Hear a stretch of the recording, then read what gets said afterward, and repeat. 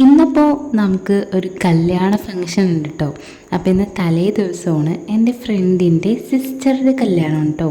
അപ്പോൾ നമ്മളവിടെ ഓഡിറ്റോറിയത്തിലെത്തി കുറച്ചധികം നേരം അവിടെ ഇരുന്നു. എന്നിട്ട് നമ്മൾ ഫുഡ് കഴിക്കാനായിട്ട് ഇറങ്ങി കേട്ടോ. കുഴപ്പമില്ലാത്തൊരു ക്രൗഡായിരുന്നു, അധികം ഓവർ തിരക്കുണ്ടായില്ല. പിന്നെ തലേന്നത്തെ പരിപാടിയാണല്ലോ, അങ്ങനെ ഞങ്ങൾ ഫുഡ് കഴിക്കാനായിട്ടിരുന്നു. നെയ്ച്ചോറ്, ബീഫ്, പരിപ്പ് കറീനെ പറ്റി എനിക്ക് എടുത്ത് പറയണം. കാരണം കുറേ അധികം നാൾക്ക് ശേഷം ഇത്രയും ടേസ്റ്റുള്ള പരിപ്പ് കറി ഞാൻ തിന്നണേ. നല്ല കുറുകിയ പരിപ്പ് കറിയില്ലേ, അതായിരുന്നു. അങ്ങനെ അതൊക്കെ കഴിഞ്ഞ് ഞങ്ങൾ നേരെ വീട്ടിലേക്ക് ഇറങ്ങി. അപ്പോൾ അവിടെ നബിദിനമൊക്കെ ആവാറായല്ലോ, അങ്ങനെ പള്ളിയൊക്കെ അലങ്കരിച്ചിട്ടുണ്ട്. അപ്പോൾ തിരിച്ച് വന്നപ്പോൾ എൻ്റെ ഹസ്ബൻഡിന് കഴിഞ്ഞ ദിവസം, അതായത് ഇതിൻ്റെ തലേ ദിവസം പാലട പായസം ഉണ്ടാക്കിയിട്ടുണ്ടായി എൻ്റെ ബർത്ത്ഡേയുടെ സ്പെഷ്യലായിട്ട്. അപ്പോൾ അത് ബോളി കൂട്ടി കഴിക്കണമെന്ന് ആഗ്രഹമുണ്ടായി.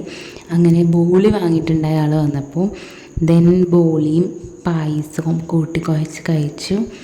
ഇതിനു മുമ്പ് ഒരു പ്രാവശ്യം നമ്മൾ കഴിച്ച വീഡിയോ ഇട്ടിട്ടുണ്ടായി, അത് സേമിയ പായസമായിരുന്നു.